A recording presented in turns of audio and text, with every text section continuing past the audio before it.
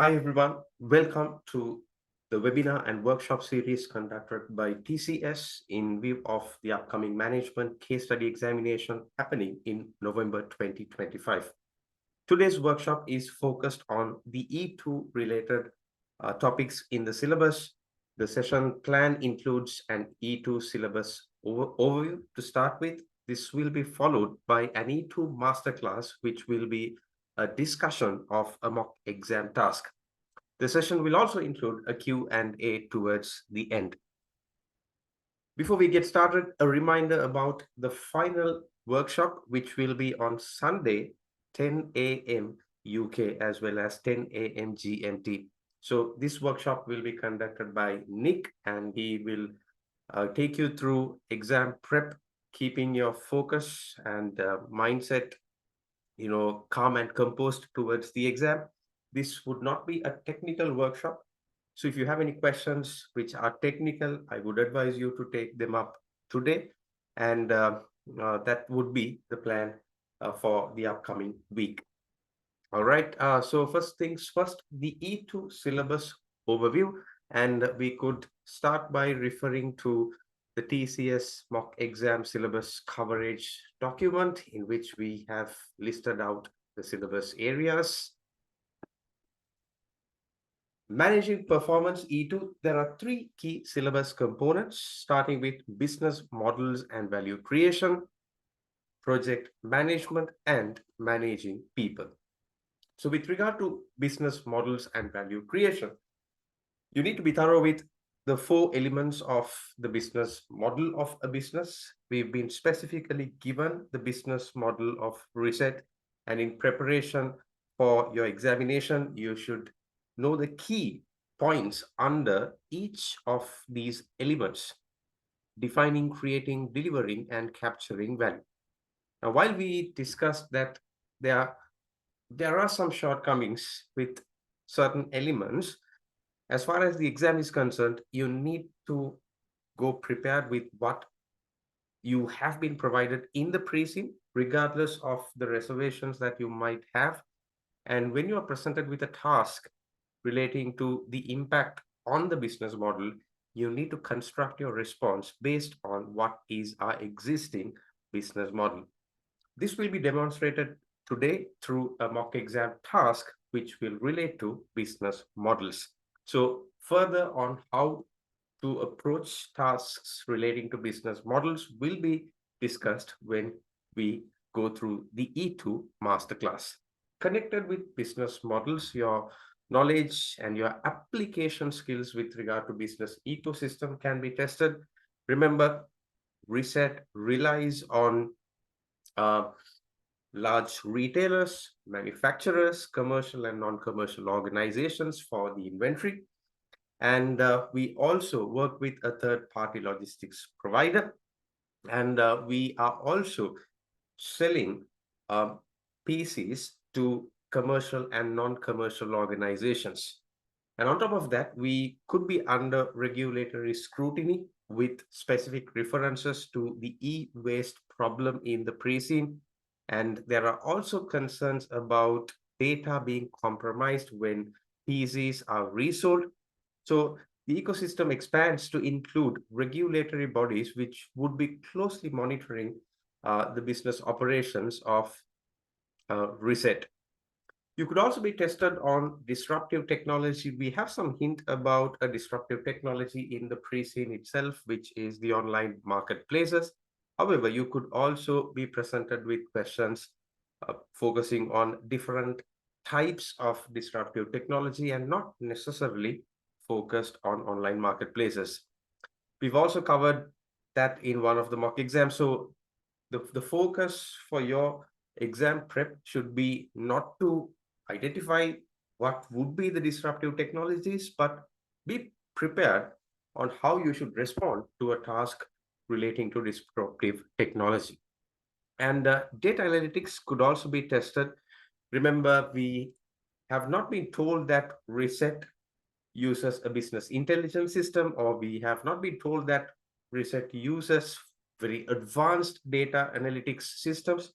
So there's every possibility that data analytics tools such as business intelligence or at a more advanced level business. Big data could be linked to one of the developments in the business.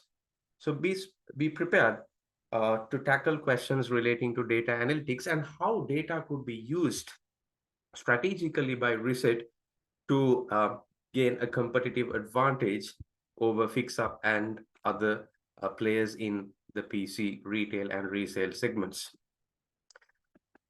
Moving on to project management, the topics under project management can be brought under four main areas: project life cycle, project constraints, project management tools, and project stakeholders. There are two different types of models when it comes to project life cycle. There is the 5-step model, and there is also the 4-step model when it comes to looking at the life cycle of a project. So please be thorough with both these different types of models. We've had questions where the examiner had specified which model to be used for the answer, and if the question is open-ended, then you could use either of the two methods, whichever you think would be more appropriate given the nature of the project. So we've also covered this in our mock exam too, as you may have already seen while attempting it. Project constraints, remember time, cost, quality, and scale. Those become the main challenges that project managers encounter, and successful management of the project constraints is vital to make sure that the intended objectives of the projects are achieved. So project constraints can also be tested from a very practical perspective. Remember, you could be presented with a task which requires you to discuss project management challenges.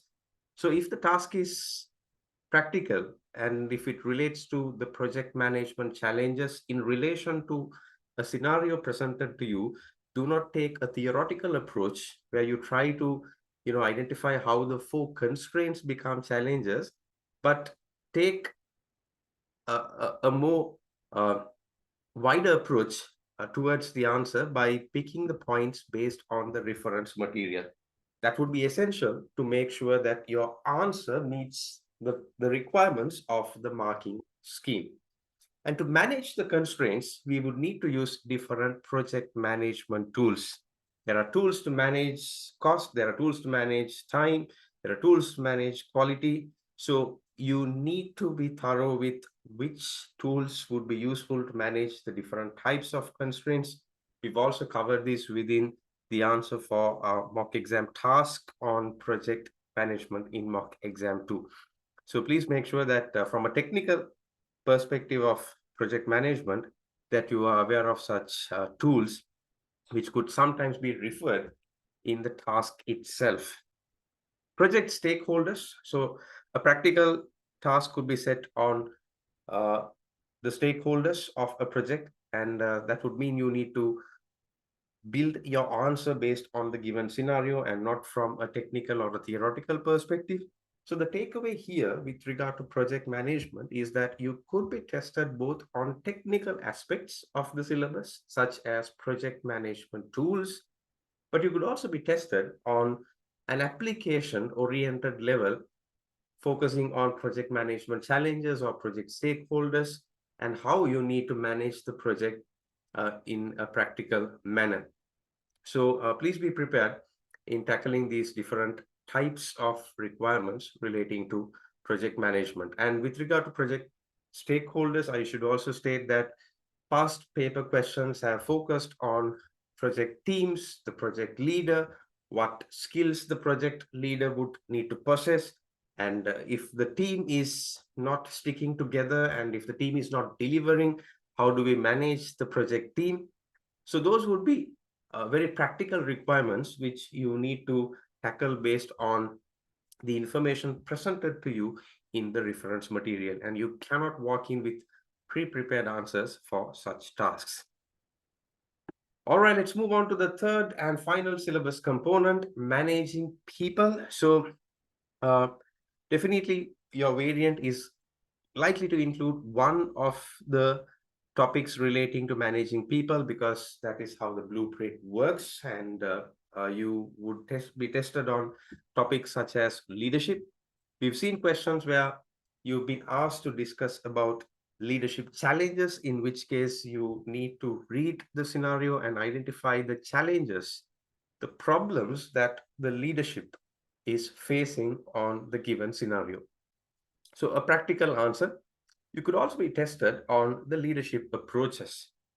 Remember, there are two extremes when it comes to leadership styles: the autocratic or the authoritarian style of leadership, and the democratic or a participative style of leadership.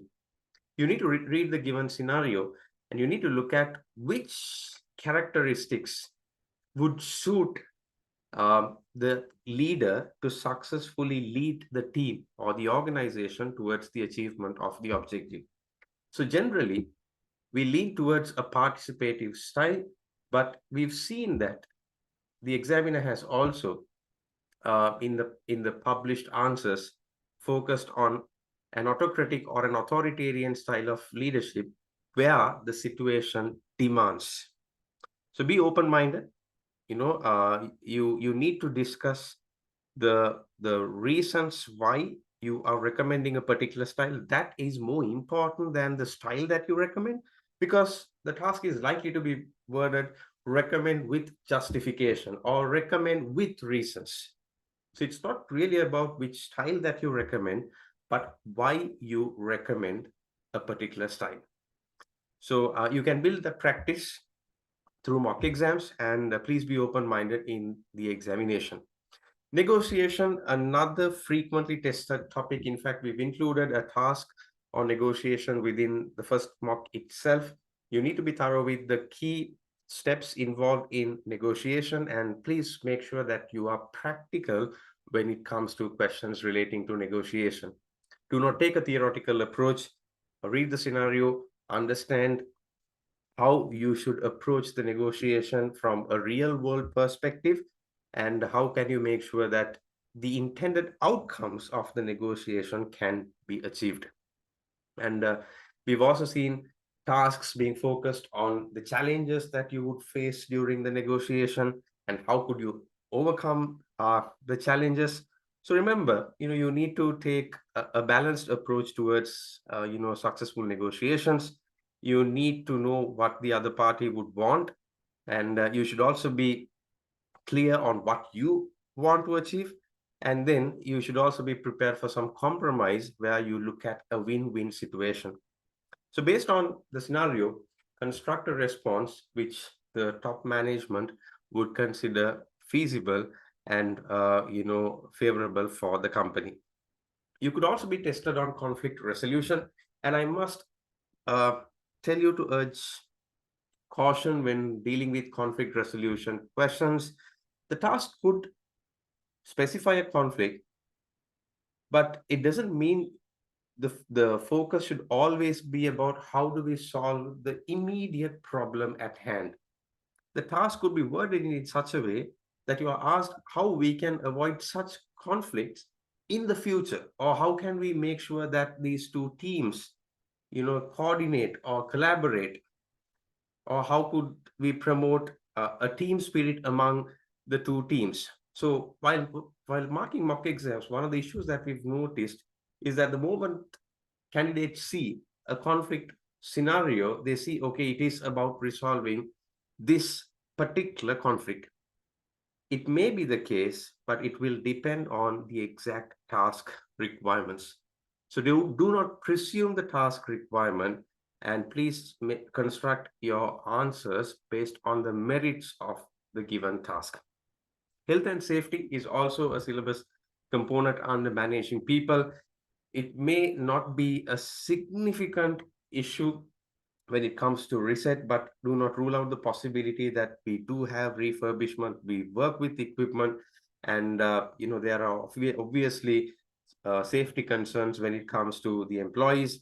We're dealing with electricity, and we need to be extremely careful in how we manage people as well as other resources in terms of our refurbishment operations. And even when it comes to inventory, Remember, we are prone to fire and other related issues, so you need to have appropriate measures in place to ensure the health and safety of our employees. And don't forget that we are a relatively large organization with 300 plus employees. So definitely, it is something that we should take seriously when it comes to our operations. There can also be questions relating to disciplinary action. If an employee or a team has failed in their responsibilities, then it would be necessary for the managers to deal with the situation by resorting to disciplinary action, whether you like it or not. You need to be thorough with the steps involved in the disciplinary process, which we've also covered in one of our mock exams. And you should be able to advise the management on how a particular case of disciplinary inquiry should be handled by the relevant manager. Team management, obviously, a topic that you can expect in the examination, may not be in your variant, but it will definitely be there in one or more variants, because team management is such a skill that a finance manager should possess. And definitely, you could be expected to demonstrate your knowledge of managing teams. Do not take a theoretical approach, but be practical. Look at the needs of the particular team, the scenario, and construct a response accordingly. Communication could also be tested, a task which you can answer very well, I believe. And you need to obviously be practical with your responses when it comes to communication. It could be down to employee related issues such as motivation, or it could be down to communication with external stakeholders such as regulatory bodies or customers. And you need to understand that communication is not something that we could approach from a technical perspective, but based on the given situation and based on the relevant party that is being considered. Because you might approach a communication related task with the government in a different manner to one with your employees. And furthermore, you could also be tested on your knowledge pertaining to managing the hierarchies, authority levels in the organization, especially when it comes to teams and managing teams, the responsibility of individuals or teams, the authority levels, and issues pertaining to delegation. So you could have a task that may have an issue arising out of one of these elements in a team or within a department. So that's about the E2 syllabus overview. And if you have any further questions on the syllabus and how could some areas be tested, you will be able to raise them up during the Q&A session. All right, so let's move on to the next part of the workshop, which is the E2 Masterclass. We would be coming back to mock exam 1, which is what we've been discussing in the workshop series. And I would be drawing your attention towards section 1 of the mock exam, in which we have an E2 related task pertaining to business models. So you may recall from our discussions, the mock themed on diversification, and the board has been considering diversifying into providing repair and servicing for the PC market in Lamland. So I would like to remind you a few key points from the reference material, because for us to construct a response which meets the examiner's expectations, we need to be thorough with the context. So as we move on to the reference material, we see an article from Lamland Business Daily, which is relating to the rise of PC repair and servicing in Lamland, which is said to be a growing opportunity. In recent years, Lamland's technology market has undergone quiet but significant shift. While sales of personal computers have remained static, the demand for affordable and reliable repair and servicing has grown rapidly. Many households and small organizations now prefer to maintain and extend the lives of their existing devices rather than purchase new ones, partly due to rising costs of hardware, and growing environmental concerns about electronic waste. Remember, in the examination, what matters is what you are presented with in your variant. So you may find information that is a further development to the pre-seen for sure, and you need to go with the information presented to you in the examination. So these are new points that we are being presented with in the form of a newspaper article. As we move on to the second para, we are told that a variety of services are in demand, including routing diagnostics, hardware replacements, software support, and virus removal. The market works in different ways depending on the type of customer. For individual customers, which would be B2C, drop-off and walk-in repairs are common, with customers taking laptops or desktops to local high street shops or to repair desks within larger retail chains. And I'm sure you could relate to it because you yourself could have gone through this process. Another widely used option is courier or mail-in repair. Remember, it may not be common in your country, but this is Lamland. And if the scenario states that this is an option in Lamland, then we need to take that into account when we are constructing the responses. Customers book the service online. Their device is collected from home or work, sent to a central repair center, and returned once the work is finished. So this would be a more feasible option for Ressett, which operates in an online environment. For organizations such as SMEs, schools, and charities, the standard practice is on-site servicing. That makes sense because these organizations are likely to have their devices placed within their working sites, and they would usually not remove those from the sites. So they prefer on-site servicing and repairs. And it could also be due to the fact that they want to maintain the confidentiality and protect the data, which could be sensitive. Technicians visit the organization to work on multiple devices at once or to set up new equipment and networks. As technology continues to evolve and consumers look for more sustainable and cost-effective solutions, demand for repair and servicing is expected to remain an important part of Lamland's IT sector in the years ahead. So we are looking at some growth in the future, and that could be why Ressett is gearing up for an entry into the PC servicing and repair market. So we discussed subtask A in the answering technique webinar, and in today's workshop, we will focus on subtask B. Recommend with reasons the changes that Ressett will need to make to the defining value and delivering value elements. So the elements have been specified as defining value and delivering value, which would mean your answer must be focused only on these two elements. You're not going to get any marks for discussing the other two aspects of the business model. So please bear that in mind. You need not overdo the question, and you need to just focus on addressing the given task in the examination.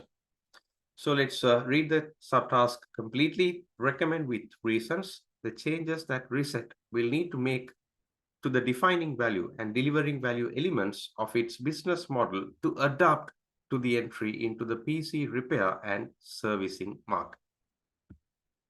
Generally, when you're presented with a question relating to business models, within the answer, it will be important for you to state what is our current business model. And in this instance, you need to focus on defining value and delivering value only. So your attention should be drawn towards the pre-scene, and in the pre-scene, we've been clearly told what would be the focus of Ressett's 4 elements of the business model. And in the annotated pre-scene, we have summarized the key points for you because it may sometimes be difficult for you to remember this entire paragraph. So let's focus on defining value and delivering value, which is the task's focus as well. So when it comes to defining value, we've considered two stakeholders. We've considered customers and we've considered suppliers. And for customers, the focus is on providing an opportunity to purchase products at lower prices than traditional retailers. So that is how we have defined value for the customers.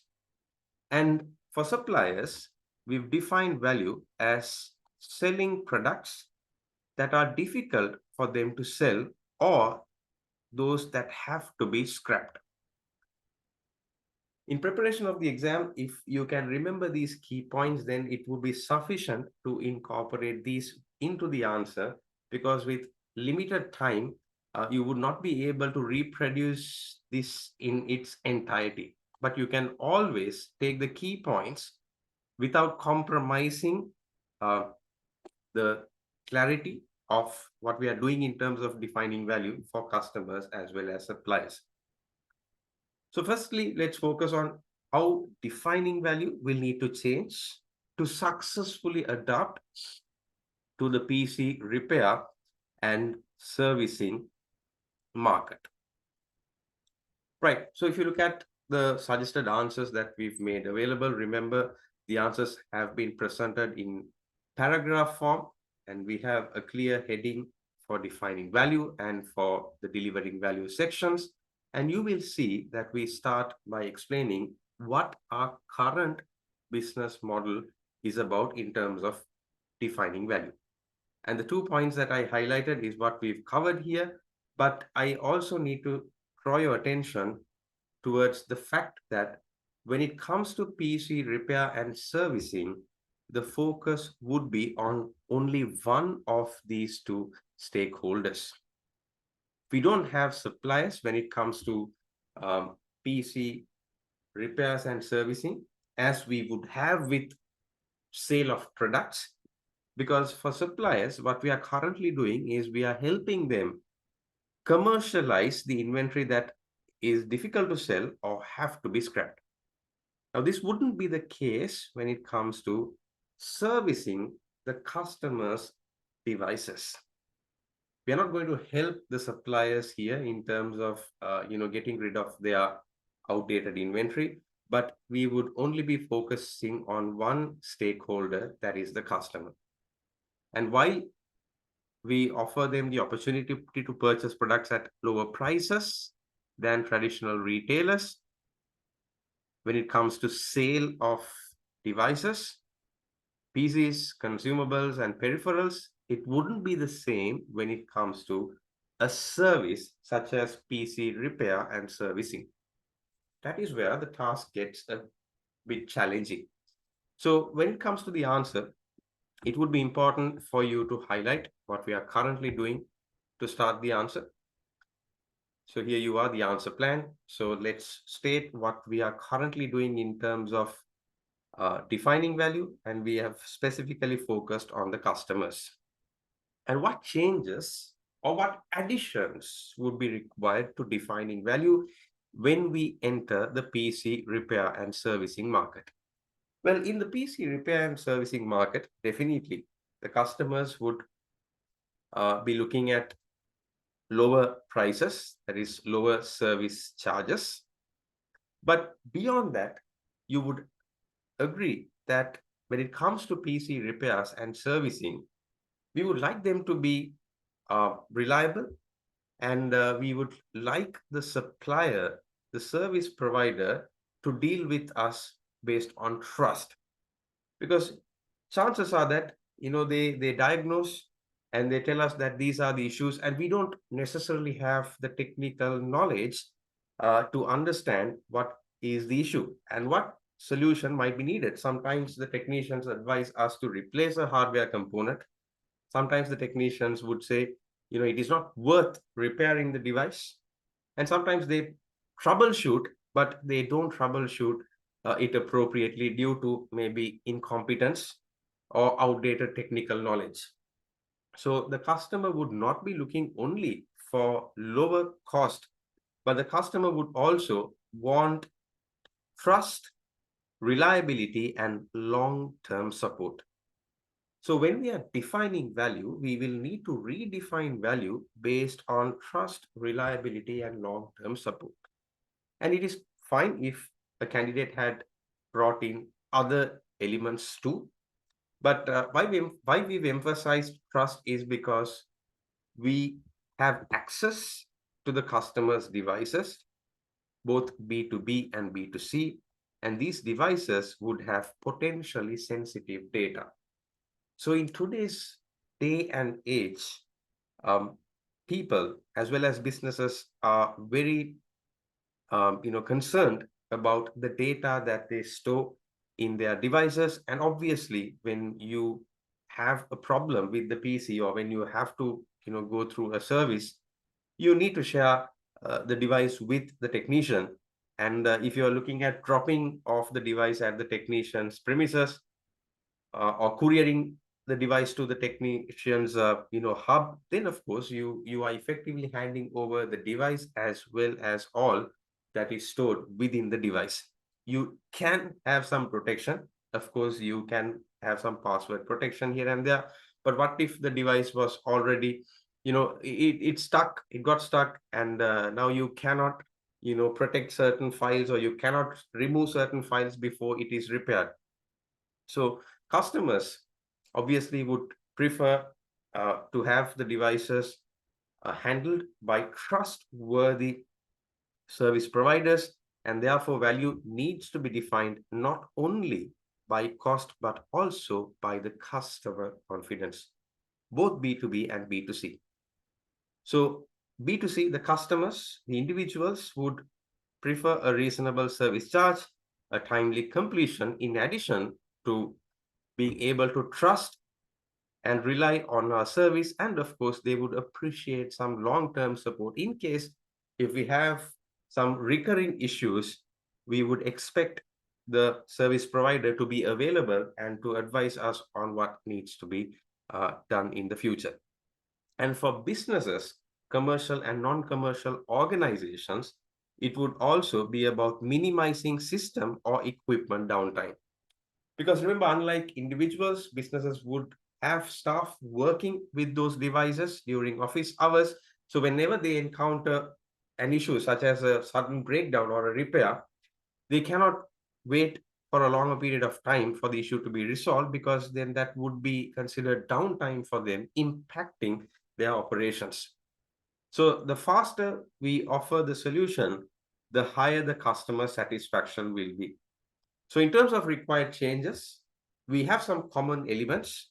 And on top of that, based on the type of customer segment, you also need to focus on other customer needs when it comes to defining value.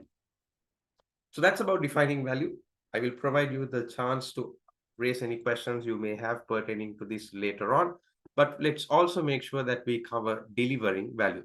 And the approach is the same. We firstly highlight what we are currently doing in terms of delivering value.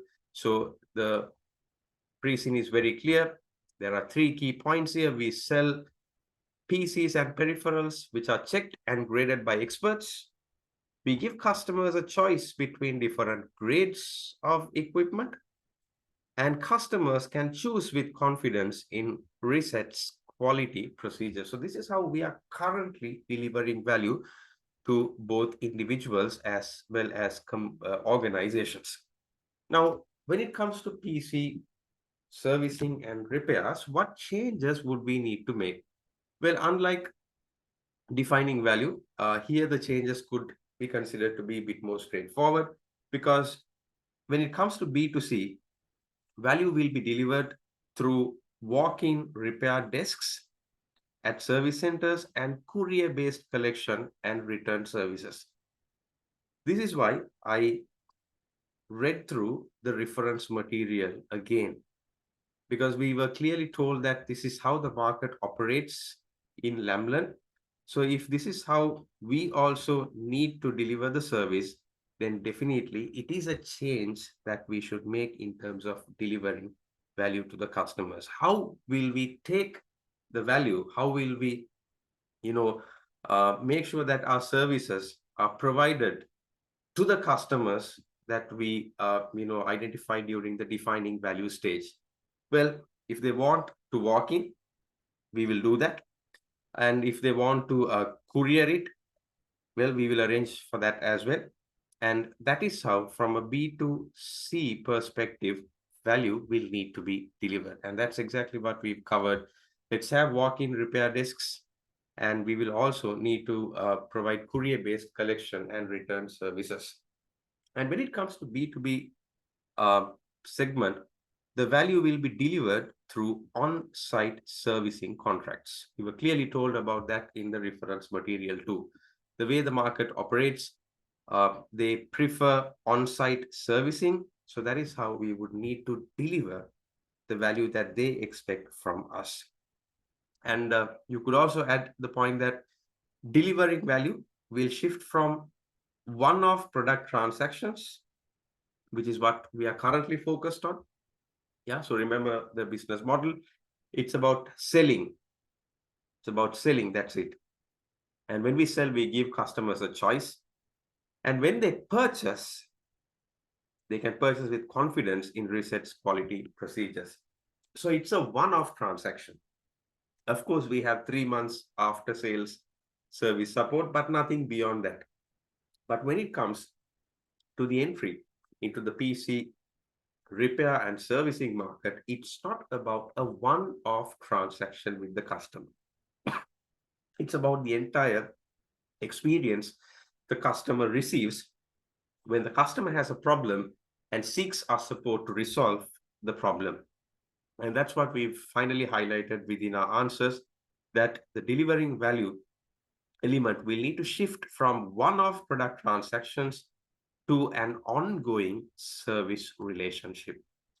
The customer will need to be informed the moment it is received. If it is a courier, then we need to keep the customer updated about the progress. Sometimes we would need to discuss with the customer whether the customer wants a certain hardware replacement, which we think should be done by the customer, or if the customer does not want the hardware replacement and wants to use the existing one for a while, then we need to give that option too.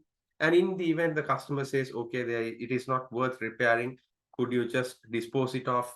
We should be able to accommodate that request too, because there is no point delivering a device which cannot be restored to working condition back to the customer's location. So it's not going to be a one-off product transaction. It is going to be an ongoing service in terms of delivering value. So that's about the mock exam task discussion for subtask B. And it is now your opportunity to raise any questions you have pertaining to E2 areas or in relation to the task that we've just discussed. I'll pause the recording and facilitate the discussion. All right, everyone, thank you for the questions, and hope the discussion helped you today. And please do feel free to post any questions you have on the WhatsApp forum, or you could even direct message me if you are not comfortable posting on the forum. So remember, we have one more workshop next Sunday, 10 a.m. UK time. And if you want to reach us, you could contact us on these channels. And you could also follow us on the social media handles, especially on YouTube and TikTok, if you want to access few clips that would help you with study resources.